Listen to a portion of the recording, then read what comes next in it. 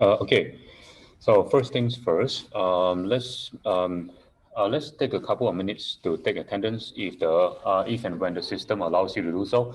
So if you are in class, if you are taking a class in seat, the attendance passcode is 3FYNKX.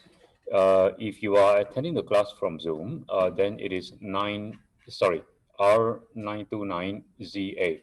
Okay, so please take a couple of minutes to do that when the system allows you to do so.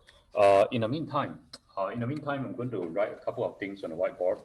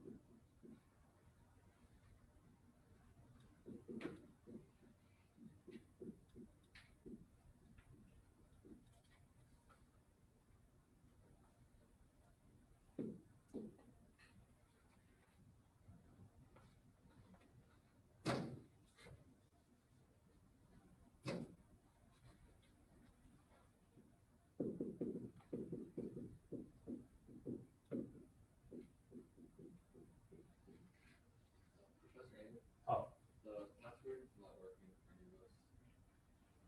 none of you. Uh-oh. Okay, I shall look into this right now. Um, those of you who are on Zoom, does your password work? No. Gee, okay. Maybe I made a mistake. Okay, let me have a look at this.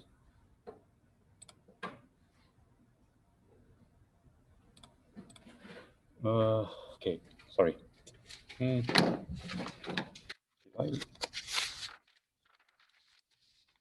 I have a feeling I know. Oh my God. Okay, I know what's going on. Okay, I confused the password for this class with the password for another class. Okay, let's try this again. Uh,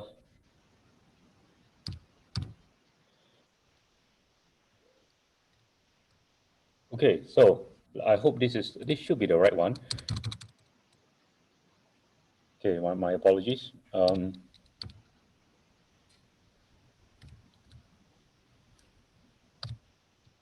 Okay, so if you are in class, if you're actually sitting here in class, it should be FNTROJ. Uh, if you are taking the class from Zoom, it should be DZ70 PM. Okay, good. I suspected that was what was going on. Those of you who are on Zoom, have you tried it yet? Still didn't work for me. Huh? Okay, so DZ70 PM doesn't work. No. Okay, let me look at this again. This is very strange. Do I get back into Moodle?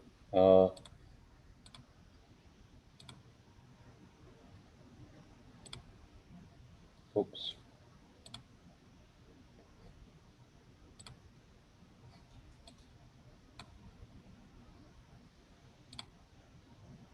Oh, oh my gosh. It's not a 0. It's actually a lowercase o. DZ70 PM.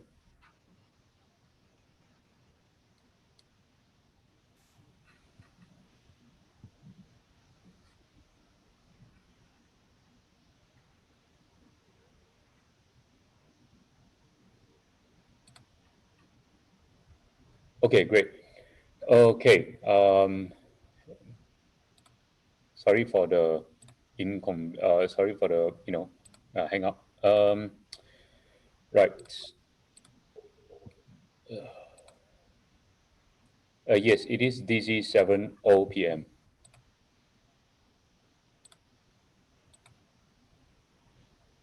Okay, let's go back to Zoom. Okay. Right.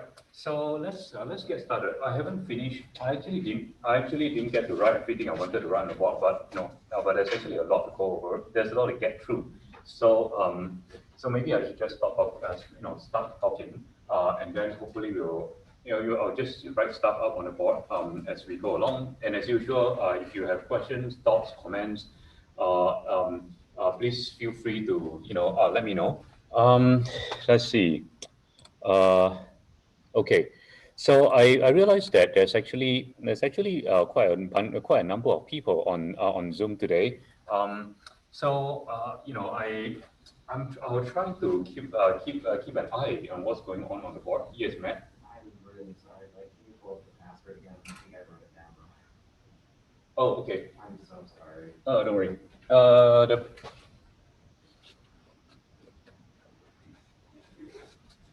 Okay, the password.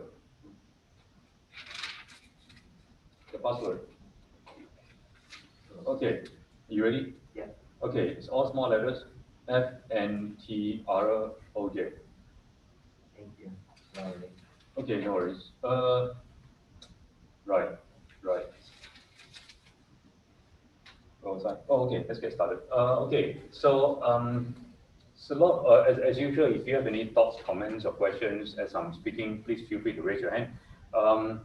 Okay, so but let me just make a start on this. So this week we are going to look at duty-based ethics, sometimes also known as deontological ethics.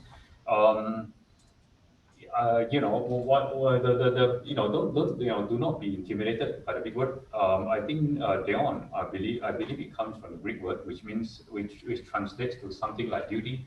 So deontological, when you come across some philosophical terms, you will see something logical, like epistemological or deontological. So whenever something ends with logical, it just means an account. So to have a deontological theory or deontological ethics is simply to give an account of duty. So deontological ethics is basically an account of ethics, an ethical account that is based on duty. Okay. Now, I think, perhaps duty, I don't know. I mean, perhaps duties give some people, a rather intimidating and rather distasteful feeling. Perhaps because you may have grown up in a in a sort of environment where people keep telling you, where your parents, elders keeps telling you that it is your duty to do X or it's your duty to do Y. So I can understand how it might it might be somewhat distasteful, but if you go back, if you go to if you look at the main account of duty in Western philosophy in the last 300 years, the one that's propounded by the German philosopher Immanuel Kant, you will hopefully be able to see, and it is my job to show you, hopefully, you will hopefully be able to see that duty is actually based on this very fundamental account of freedom.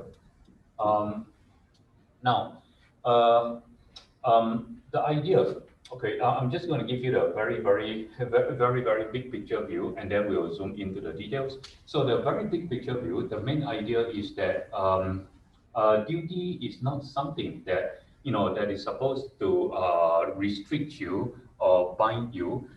Duty is something that is supposed to allow you to become truly free. Uh, you when you follow duty, as in when when you take action that the from duty, as opposed to just going through the motions and just acting in accordance with duty.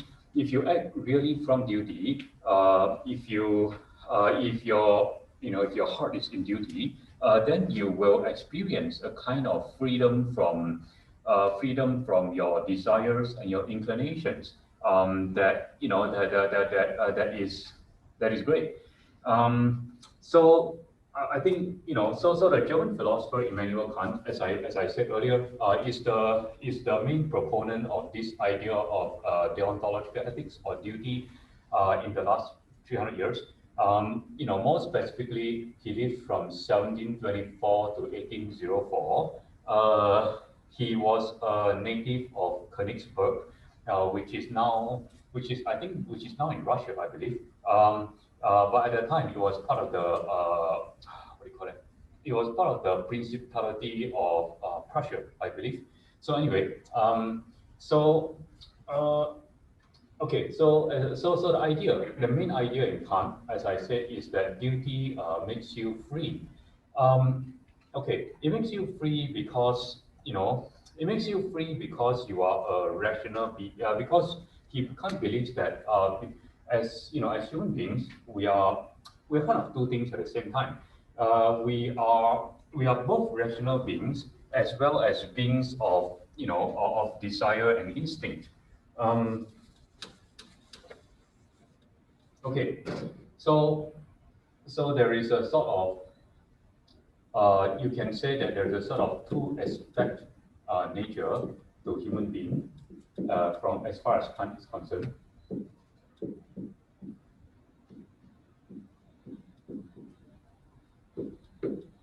Okay, now the two aspects of being human of human beings is the rational nature and what we might call instinct or desires or inclination. He kind of uses these three terms in different places throughout his writings, and they kind of refer to the same part of our nature. So for the sake of convenience, whenever he uses these three terms, just assume that he's talking about more or less the same thing.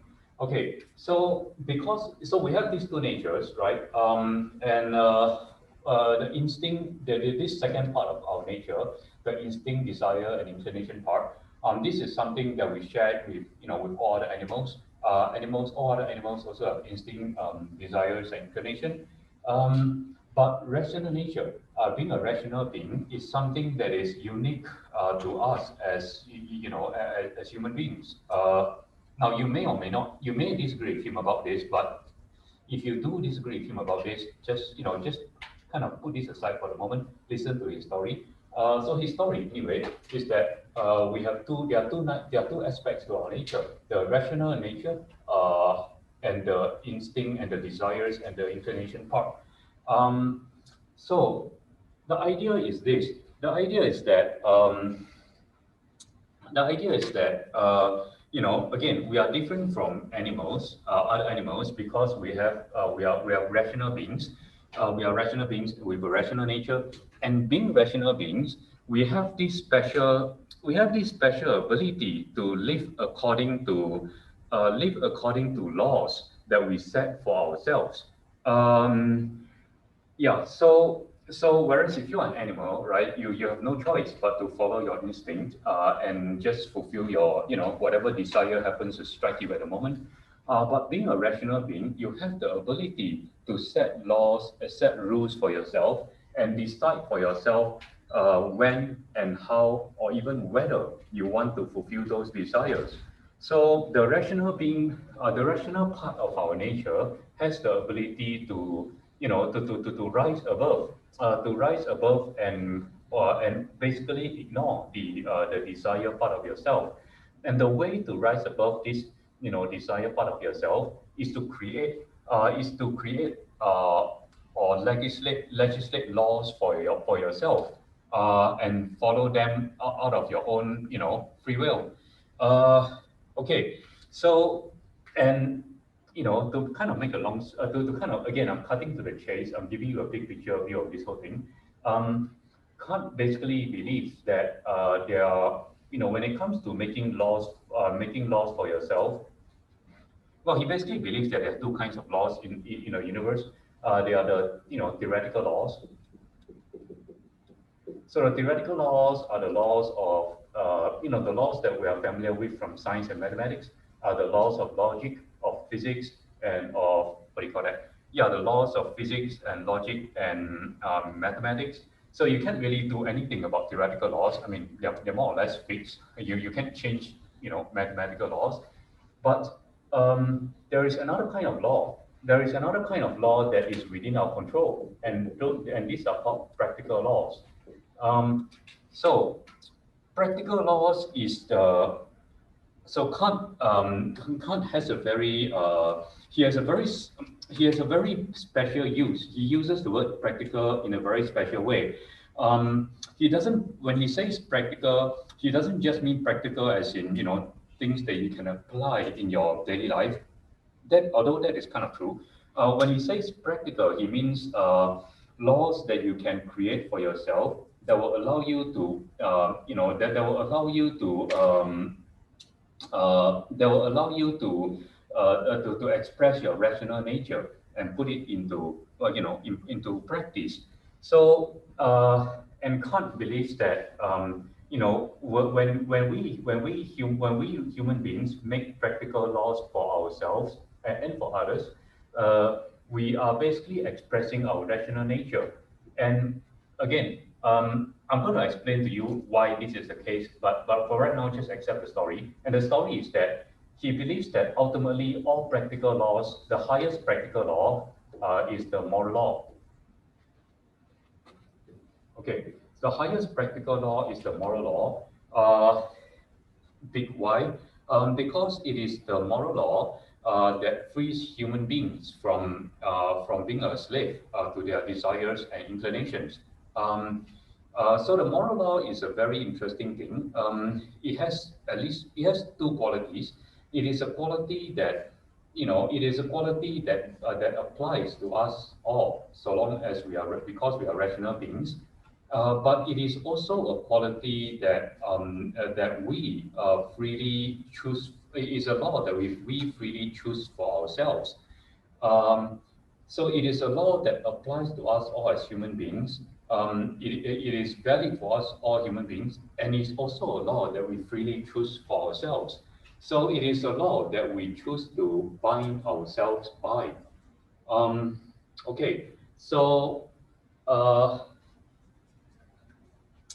so that is basically that is basically the short version of what's going on in Kant. there's a sort of there's a difficulty in talking about Kant in the intro to ethics class because I wrote many years ago I wrote my master's thesis on Kant, and I know that there is a lot going on in Kant. You can probably spend an entire semester just talking about Kant. So what we are trying to do is to spend about just two sessions on Kant. Actually, it might be less than two sessions because my original plan for this week was to have us watch an episode of The Good Place, together. And we probably will still do that. But what that means is that we probably will spend less than two sessions talking about Kant. So there's a lot to try to get through in a very short time. So bear with me if I'm speaking too quickly. But at the same time, I believe that when we are studying philosophy, it's actually better to do less and do it better than to do a lot and do it horribly. So feel free to take things slowly and take your time and ask questions, express your thoughts, because Kant is important. Okay, um, so as I said for Kant, right, the highest the highest law for the highest practical law that we can come up with as human beings, the highest law that we can use to guide our conduct is the moral law. Okay, but what is the moral law? I mean, how do we know what is moral and what is not? So for most of human history before Kant, morality tends to be based on religion, right? People will go to church, and then maybe they will learn at Sunday school what God wants them to do or what God doesn't want them to do. Kant thinks that that's okay, but it's not quite enough. It is not enough because uh, it's not fully expressing our potential as human beings. As if you follow morality, if you are a moral person only because you fear punishment from God, if you are not moral, then in a sense you are still acting morally only out of instinct and desire and inclination, because you are acting morally because you have a desire to not get punished. You're acting morally out of an instinctual fear of punishment, and so Kant thinks that it's not a very good reason to be moral. If we are really rational beings, then our morality should be based on reason alone. Uh, and so you will see that the first part of Kant's the first section of the reading from this week is called the transition from the ordinary rational knowledge of morality to the philosophical. Sorry, that's on page 947 of the textbook. As I said, there's a lot of stuff to try to get through. Actually, can I ask one of you guys here to do me a favor? I'm writing a lot and I'm trying to talk at the same time. So do you mind, Carson? Do you mind taking pictures of this thing of what's on the board at regular intervals, because Sure. I might forget. Okay, done. Okay, so as I said, this is a lot of information to try to get through. So bear with me. Okay, so the most widely read of Kant's more philosophical works is this thing called the groundwork. It's called the groundwork of the metaphysics of morals.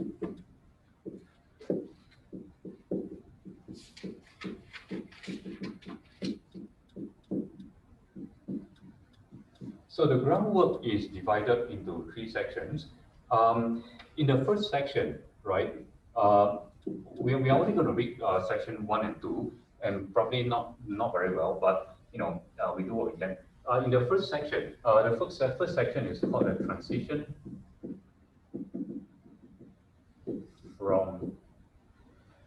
transition from ordinary rational knowledge of morality to the philosophical.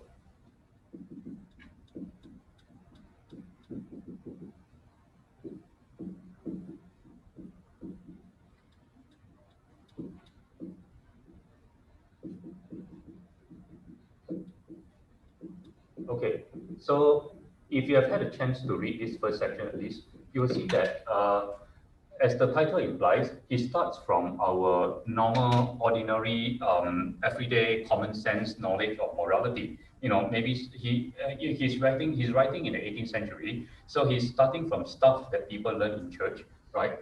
Don't make false promises, don't lie, thou shalt not covet thy neighbor's wife, you should not take your own life, and stuff like that. So he starts from ordinary rational knowledge of morality, ordinary common sense morality, and then from there he kind of proceeds.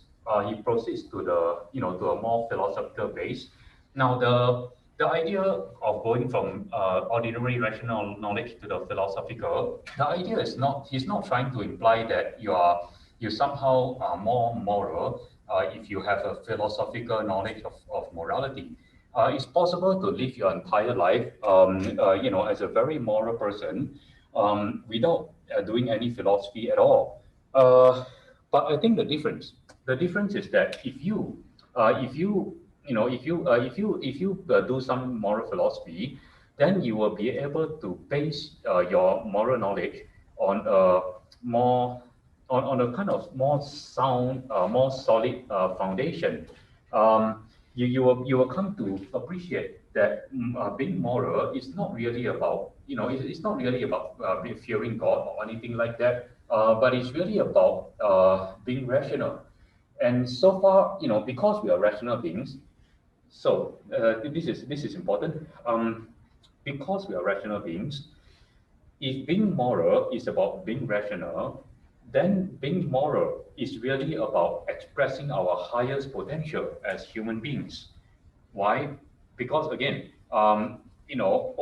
animals have instincts and desires, right? But we are different from animals and and such, because in addition to desires, we have reason.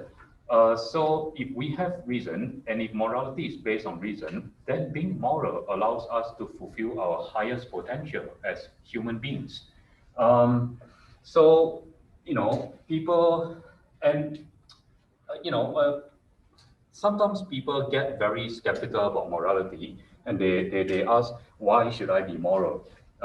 Why should I bother to do the right thing? Why should I why should I refrain from stealing something if stealing something will help me to get through the day? And Kant's answer is very simple. Kant's answer is that because if you are not moral, then you are not fulfilling your highest potential as a human being. As a human being, you have the potential, you have the ability to not just live moment to moment based on your desires. You have the ability to rise above it, and live according to a law that you have chosen for yourself. So if you have the ability, if you have that potential, why not live up to it? If you have that potential and you don't live up to it, isn't that a waste? So that is Kant's answer to why should we be moral?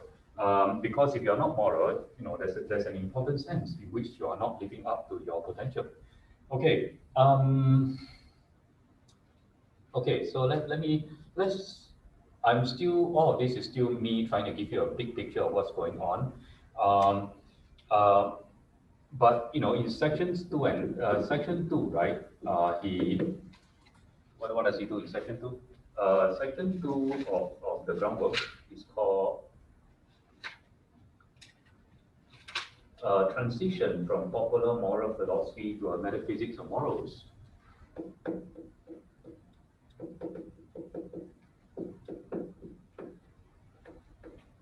So when you got to the end of section 1, he has given you a sort of philosophical explanation for why you should be moral.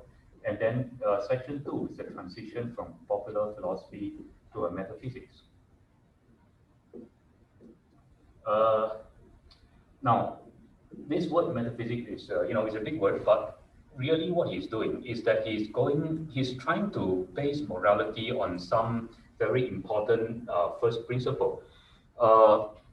when you're learning mathematics, right, you start by learning all kinds of theorems and formulas and all that. And then you eventually, as you go further and further, you start to discover certain first principles, certain axioms of, geometry, for example. He thinks that moral philosophy is like that too. When you go further and further into philosophy, you will eventually get to certain very important first principles, or you can call it metaphysical principles if you like. And those first principles, okay, I'll get to what the first principle is later. And then section 3, we're not actually going to study section 3, so I'm not going to say too much about it. But section 3 is basically a kind of, he tries to ask the question: is there proof? Because it's one thing to have first principles, right? But whether those first principles can be proved, well, that's another thing altogether. So, and section 3 is really kind of difficult because he's kind of wishy-washy about the question of whether you can actually prove the first principles of morality. Okay, what do I mean prove the first principles of morality? To give you a brief idea of what I'm talking about. So remember the idea I was saying earlier, right? That there's in order to really live according to the moral law, you got to follow duty. And by that I mean you have to follow duty with your heart. You have to act from duty, not just go through the motions. But is it really possible? Is it really possible for a human being who has all kinds of desires like me to actually just act purely from duty without any regard for my desires? Is it possible to prove that it is possible for me to act purely from duty?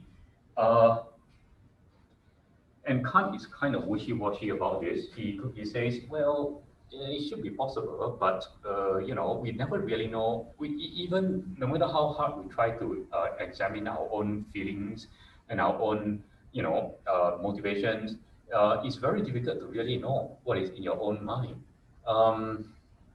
So there is a bit of vagueness and wishy-washiness going on. So I'm not trying to. I hope this doesn't sound like a cop out. But I'm not actually going to say much about section 3 in this week. I'm just going to focus on 1 and 2 because 1 and 2 alone already gives us lots of food for thought. Right? Whether or not it is possible for one person to act purely from the moral law. If you leave aside that question, trying to figure out what actually acting purely from the moral law amounts to, I think that is really quite a lot of work. So I suggest we focus on this. Okay, so can you please take a picture?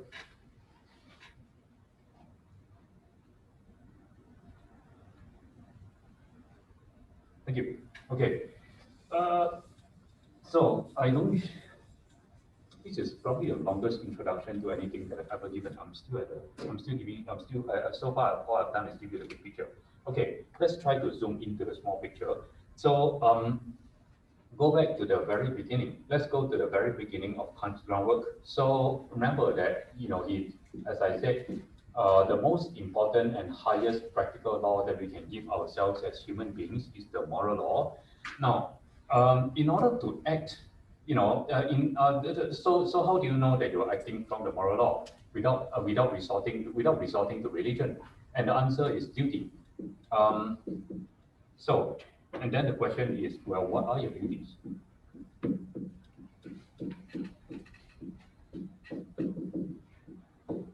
Okay. Kant is a bit, he's a bit long-winded. He doesn't just come right on. He doesn't just come right out and tell you what are your duties right away. Instead, what he does is to actually start by saying, what really is involved, what is really involved in acting from duty, and why is acting from duty so important. And so his account is simply this.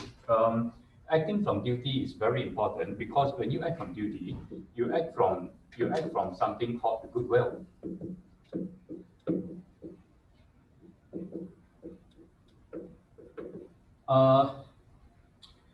Now the goodwill. Why is okay? So why is the goodwill so important?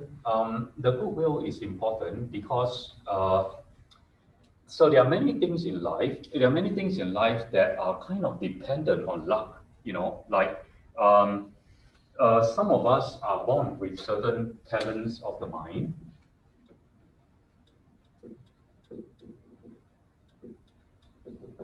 So some of us are very, some of us are intelligent. Some of us are good at certain maybe disciplines like mathematics. Some of us are witty and on and so and so forth. But the thing is that talents of the mind are, they can be good or bad, right? Because if you are, if you are an evil person, if you have a crooked disposition, you could use your talents of the mind to do certain evil things, right? And some of us are blessed with certain qualities of temperament. So some of us are very patient. Some of us are very, are very good at exercising moderation in everything that we do. Some of us are very courageous. So, qualities of temperance, of temperament, they are also sometimes called the virtues. So some of us are naturally endowed with, with certain virtues, and some of us are not. Now, but the virtues may or may not be a good thing. Why? Because imagine if you have a crooked disposition, you can be patient for all the wrong reasons, right? Maybe you are patient, you're good at patiently plotting a crime, for example.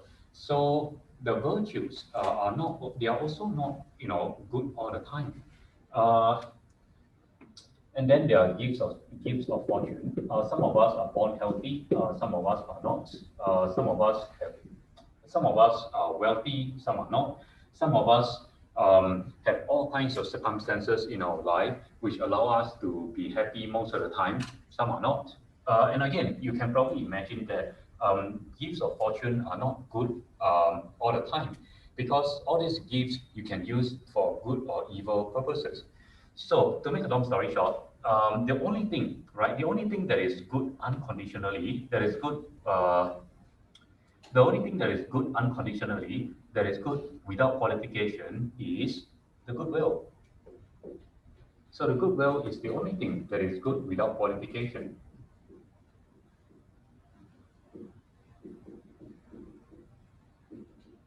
Everything else on the list, everything else below can be either good or bad depending on the circumstances. So the point of the point of duty, the purpose of duty is to tell us how we can manifest our goodwill in our actions, in our conduct. Um, so all it takes, very simply to make a long story short, for Kant, all it takes to be ethical, all it takes to be ethical all it takes to be a good person is to follow duty and to act from goodwill. So it doesn't matter if you are not very smart, if you don't have any talents of mind. It doesn't matter if you don't have many virtues. It doesn't even matter it doesn't matter if you are born rich, poor, or healthy or not. So long as you have a goodwill and you are willing to, act according to duty, to follow that goodwill, to express the goodwill, then you are in good shape. So in a sense, if you think about it this way, Kant's moral system is very, it's very democratic. It doesn't matter whether you're rich or poor or whatever, so long as you have goodwill, you are in good shape. Brenton, was that a question? Yeah. In I think it was in Nicomachean Ethics, doesn't Aristotle define eudaimonia and with virtues and stuff?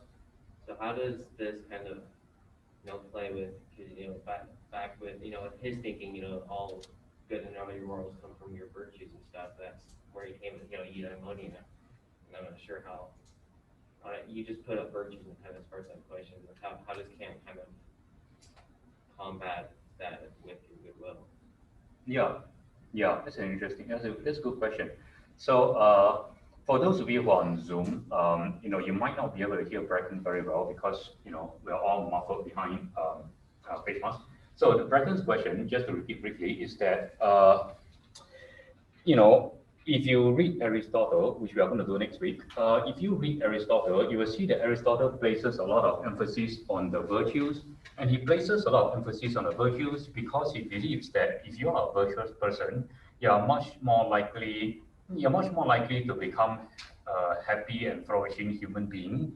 So the question is, how does Kant respond to that, right? Well, Kant's response, I mean, I'll give you the simple answer I'll give you the simple version of Kant's response. It is, in the end, it's not so simple because people have written tons and tons of papers on this, but the simple answer is happiness is not that important. Okay, why? Why is happiness not that important? This is very controversial. Actually, that is a very good way to segue to the next part of to the next page of of the groundwork. So, and I think that what Bracken brings up is very interesting because a very natural thing to think about after you have listened to everything that I just said would be, it sounds like all of this is a lot of self-denial. I mean, following duty and duty is somehow more important than the gifts of fortune and qualities of temperament, and it's all you need to be good. I can't even say be good in the eyes of God because Kant is not really talking about God here. All you need to be a good human being is to follow duty, really. I mean, doesn't this sound like a lot of self-denial? And Kant actually says, well, yes, kind of. So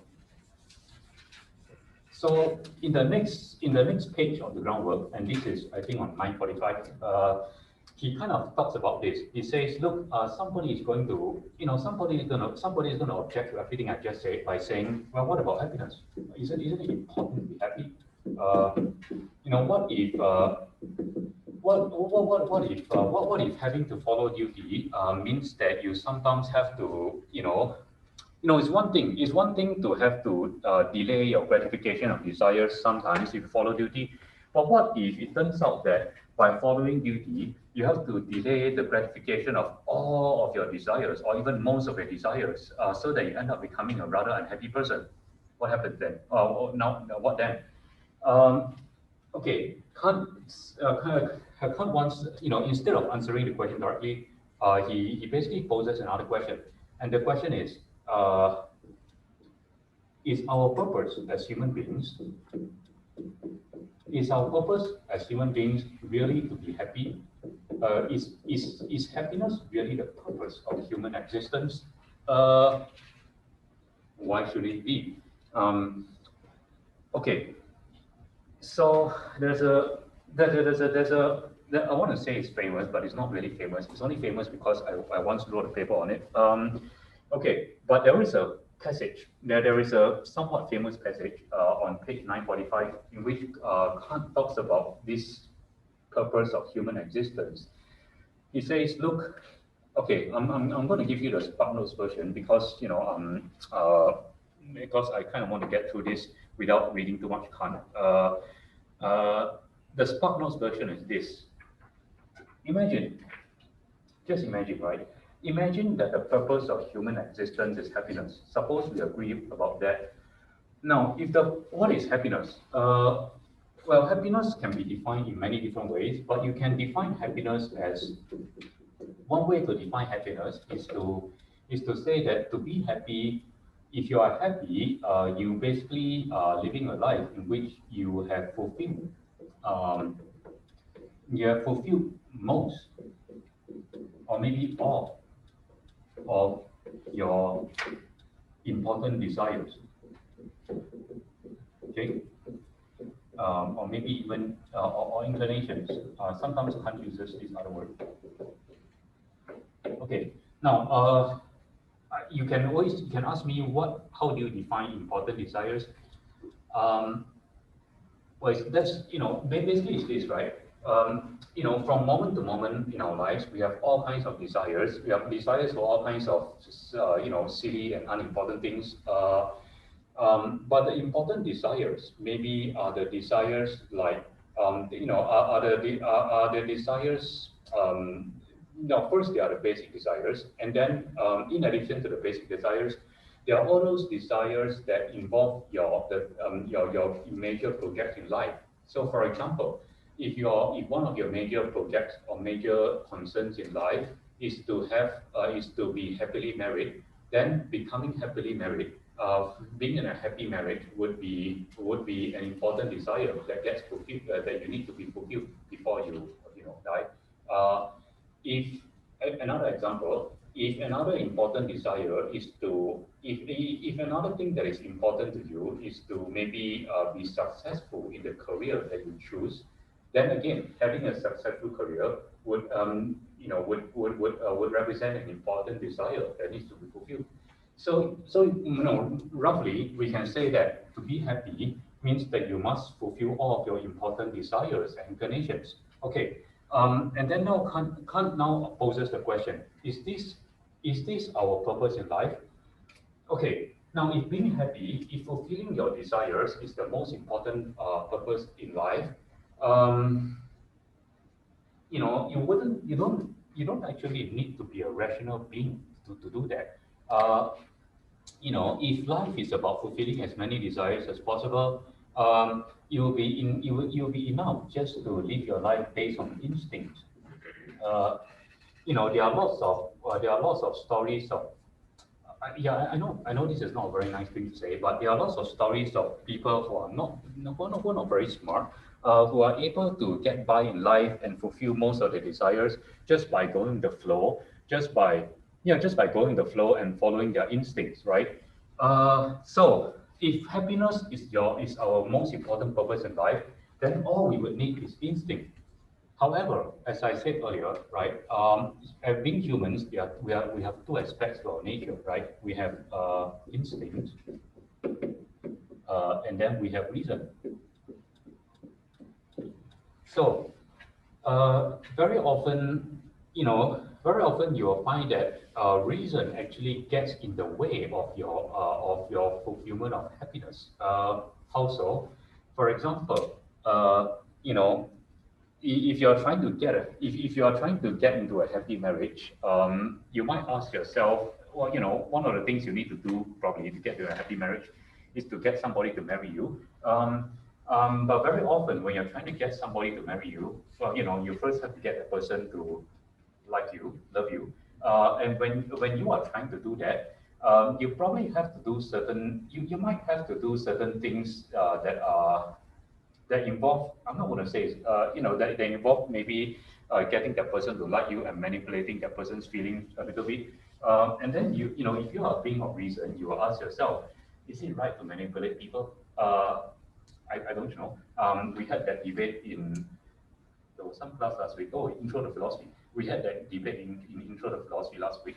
But sometimes it's also, the idea is that very often when you use reason often kind of gets in the way of your instincts, because instinct just says do whatever you can to get the thing that you want, but reason will come in and say, is this the proper thing to do? Is this the right thing to do? Is it good to is it good for me to keep buying the person I love flowers and chocolates so that that person will like me more? It might seem harmless, but but it's manipulation. And maybe manipulation is not so right. So what's going on here?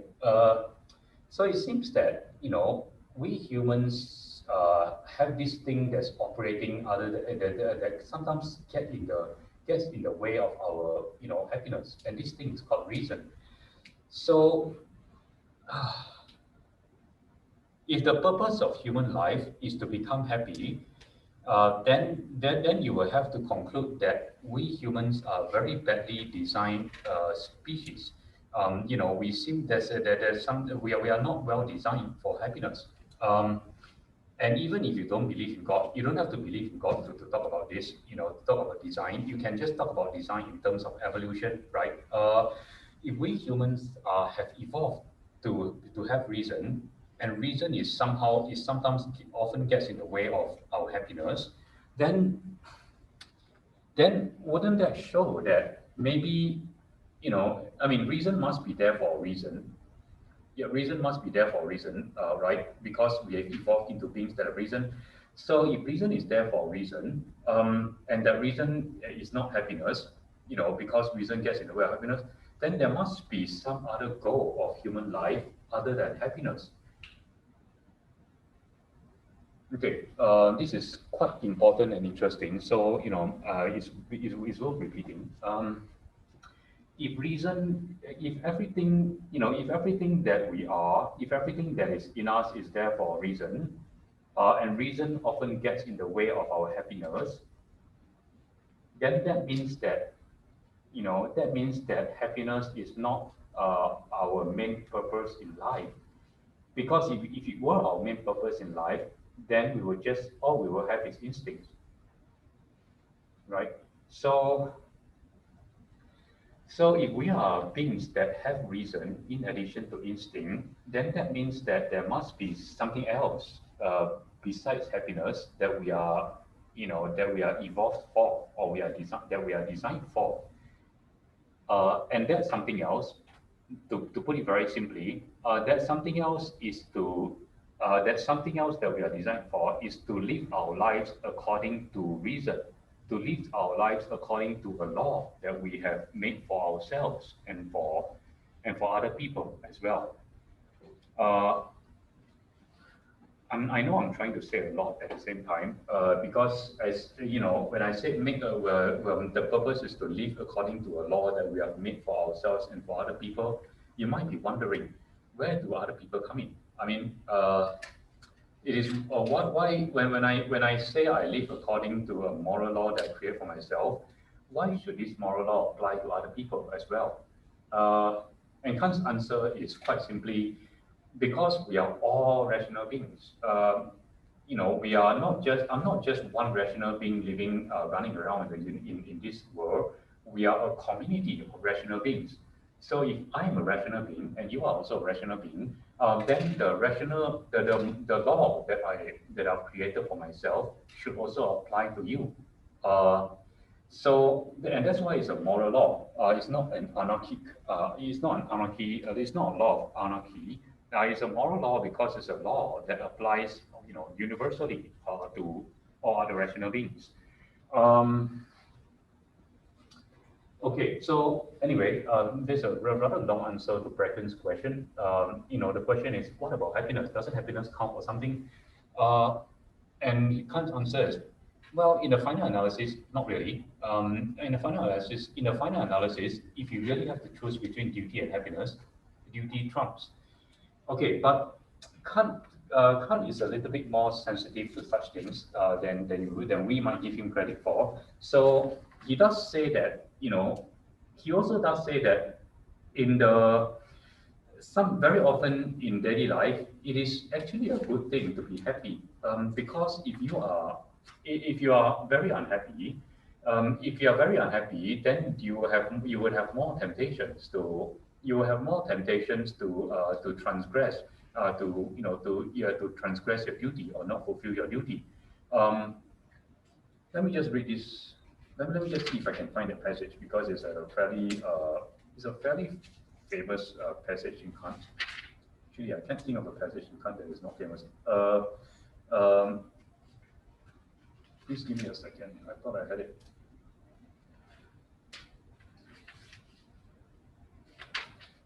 Those of you out there, let's pause for a second.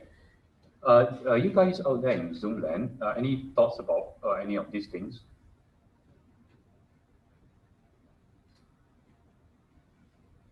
Okay, maybe the answer is no. Let me just find it real quick. If I don't find that passage, then I'll just move on.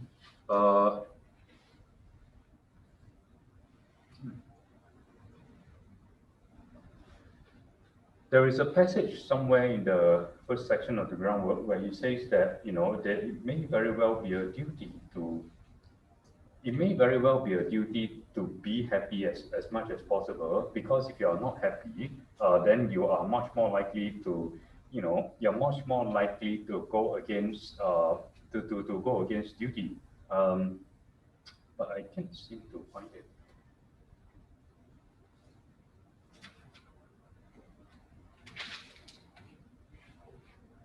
Okay. This is, if you have the textbook, this is on page 950. The bottom of the right-hand column on 950.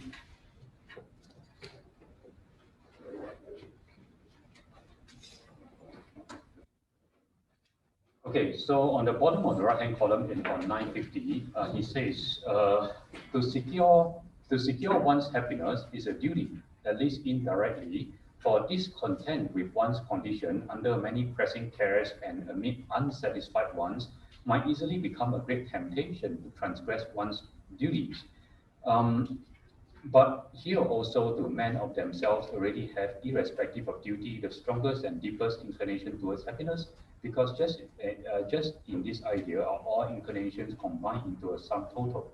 Okay, so he basically this what he seems to be saying here is that, look, it is good and probably important to be happy, because if you are very unhappy most of the time, you're much more likely to do things that will go against duty.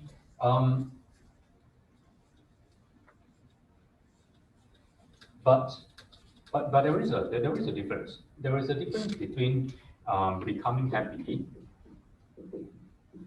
There's a difference between becoming happy through.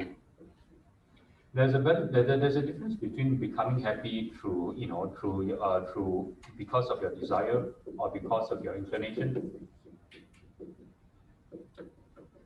There's a difference between that and becoming happy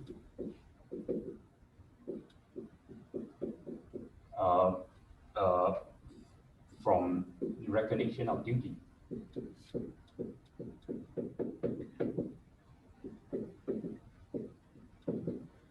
Now, the first thing is relatively easy to do, because most of us naturally already want to be happy. So if you become happy, if you do things to make yourself happy through your through sheer desire or inclination, there's nothing very special about that. But if you become happy, because you recognize that it is your duty to do so, because you recognize that being happy makes it easier for you to fulfill your duty, then your action is now kind of special. Kant would say that your action now has moral worth. It counts for something morally. Yes. So, and that actually brings me to, that actually brings me to something important. And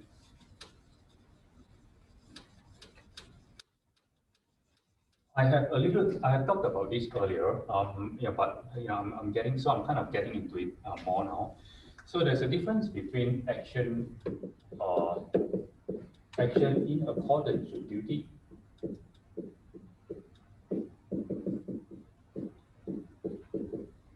as opposed to action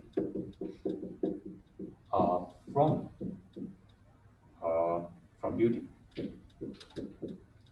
If you do something in accordance with duty, you might not really be doing it just because it's your duty.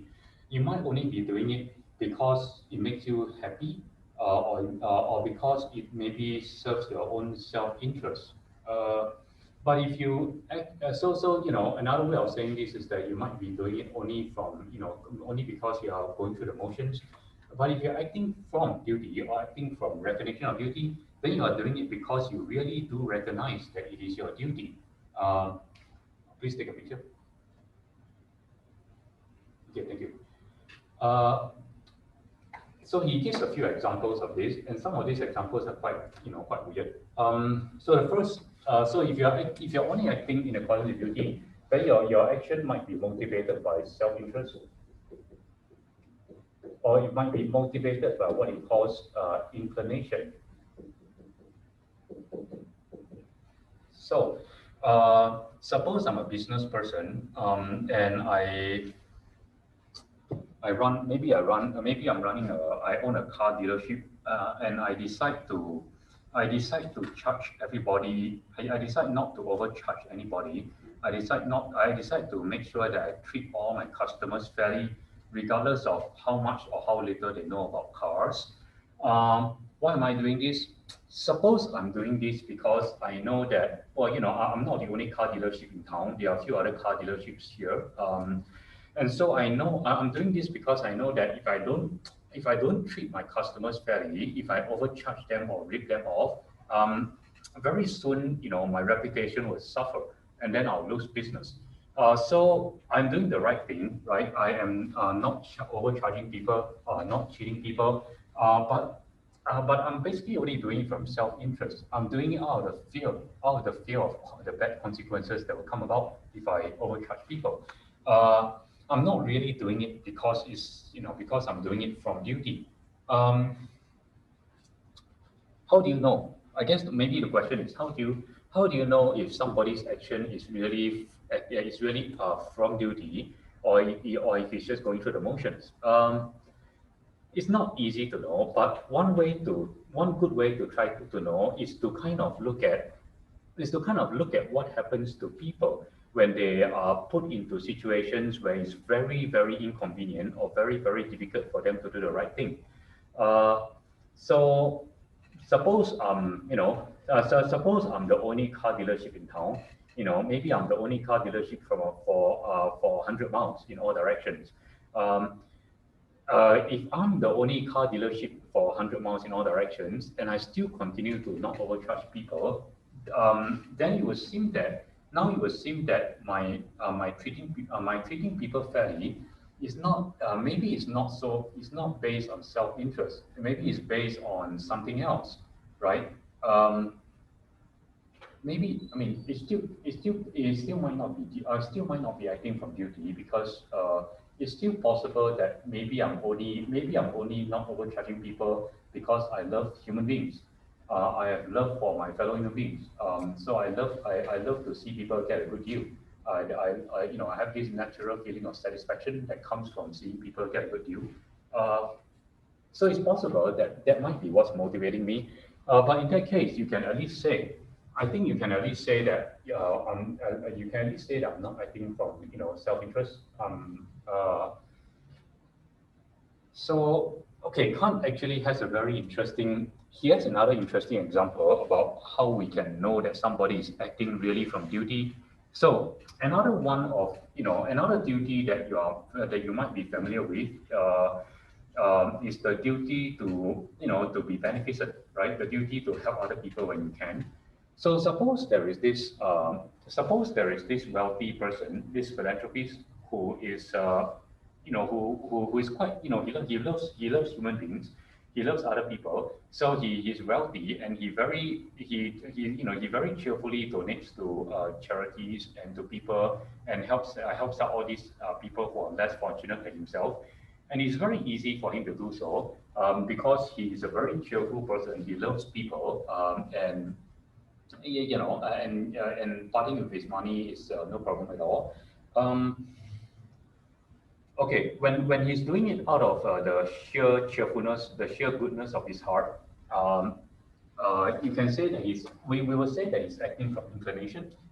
When he's doing all these nice things out of the sheer goodness of his heart, it's hard to know.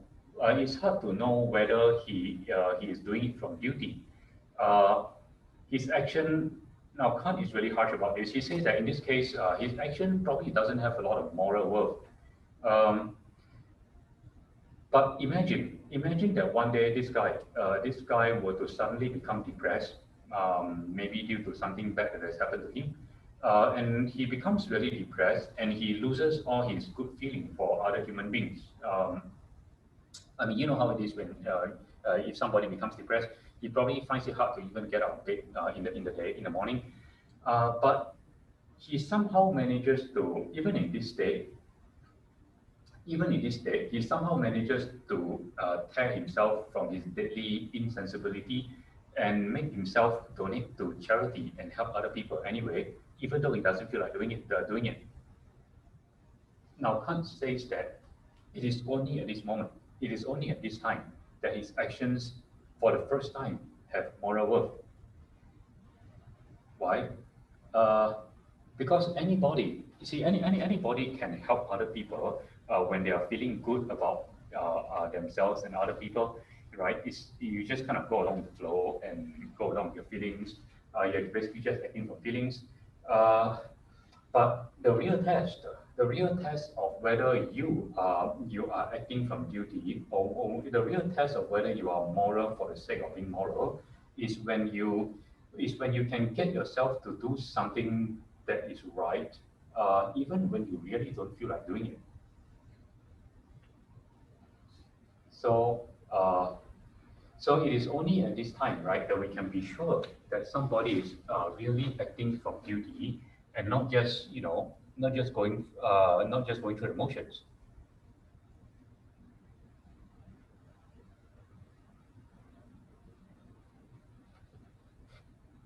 Any thoughts about these things? Matt? It's just very different from like the utilitarian idea that like it doesn't matter your motivation. But this one is saying it does matter your motivation. Yeah. That's the good point. That's like, so far I think this is probably the biggest difference between Kant's philosophy and utilitarianism. Utilitarianism, as you remember from a couple of weeks ago, basically says that it really doesn't matter what your motives are, so long as your actions bring about good consequences. And Kant is like it's like a total opposite when it comes to this. He's saying no, your motives totally matter. In fact, he basically, I think he basically says at the beginning of the groundwork that when we're talking about duty and acting from duty and acting from goodwill, it really doesn't matter even if your actions don't bring about any good consequences. The moral worth, right? The moral worth of an action has nothing to do with the consequences that flow from it. It only has to do with what you are acting from, with what your motive is. If your motive is self-interest, even if it's enlightened self-interest, even if you end up benefiting 1 million people, you still won't have any moral worth. It might be, this is where he draws a lot of interesting distinctions. What he says is that if you are acting from enlightened self-interest and you end up benefiting 1 million people, your action might be worthy of praise or esteem, but it is not worthy, but it does not have moral worth. So basically, he's saying that your action might earn you esteem and brownie points in the eyes of the world, but at the most basic level, it still lacks moral worth. The only thing that has moral worth is an action that is done from the motive of duty. Or to put it really more briefly, an action that is done from duty. Which this strikes a lot of people as being very weird. Here's what, here's another example. So, suppose, I don't know, suppose let's use, let's see, who can we use as an example? The one that's in the lifeguard sweater, what is your name? Sam. Okay, let's use Sam as an example. So Sam, suppose Sam is sick. Okay, not on wood, but suppose you are sick and you are in, you are recovering in the hospital, and I decide to come visit you in the hospital. I don't really know you very well. I'm thinking to myself, I don't know Sam very well. She doesn't seem like a very interesting person. However, I'm going to go see her in the hospital anyway because because I'm her professor, I teach this class, and I feel that it is my duty to go see her, even though I'd much rather be sitting at home playing chess than going to the hospital to see somebody I barely know. But I make myself do it anyway. Okay, and then suppose do you have a boyfriend? Okay, I was going to use your boyfriend as an example. Okay, but let's imagine you have a boyfriend. Okay, so your boyfriend comes. Suppose your boyfriend comes to see you as well, and he's doing it because he really cares for you, right? He's doing it out of the goodness of his heart. He really cares for you, and he really wants you to be well. So he comes to see you, and do you feel better? I mean, let me ask you a question. Do, do you appreciate mine coming to visit you more, or do you appreciate your hypothetical boyfriends coming to visit you more? I appreciate the boyfriend more. Most people would do that, right? Most people would think that way because the boyfriend is doing it, or the person that really cares about you is doing it out of the sheer goodness of his heart. Whereas somebody like me, I'm just going there out of sheer obligation, right? And yeah, most people would agree with Sam that the person who does the nice thing, the good thing out of the sheer goodness of his heart, out of inclination, is it's better, right? You approve of his actions more. But you see, Kant would disagree with you. I mean, Kant would disagree with you. He would say, look, you know, anybody can come and see you if they really already care about you. If there's already so much goodness flowing out of their hearts. It doesn't take a lot of effort it doesn't take a lot of psychological effort on the part of your boyfriend to come see you. Whereas somebody like me, who has very little to do with you, besides the fact that I teach this class, to make myself go see you requires a real psychological, and a real moral effort. So if you are, you can't say that what I'm doing has more moral points than what your hypothetical boyfriend is doing, just because I have to make the moral effort, the psychological effort to go see you, whereas somebody who really cares about you, it's just something that does more or less naturally. So yeah, I mean it's kind of so if you think about it in this way, then Kant's views of morality is a bit strange because most people don't think that way. Most people think that it is better to do an action. It's better to do an action out of the goodness of your heart than to just do it because you recognize that it is your moral obligation to do so. But Kant would say no. It is better to do it out of moral obligation because doing it out of moral obligation earns you more points. Because you gotta put in more psychological and moral effort to get it done.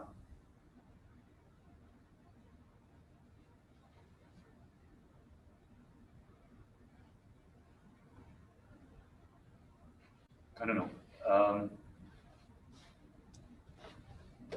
You guys out there in Zoom, any thoughts about any of this?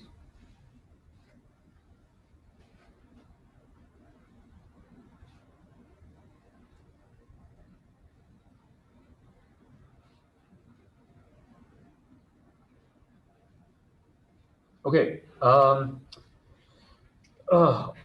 This is a very strange. I mean, I hope this is useful. I mean,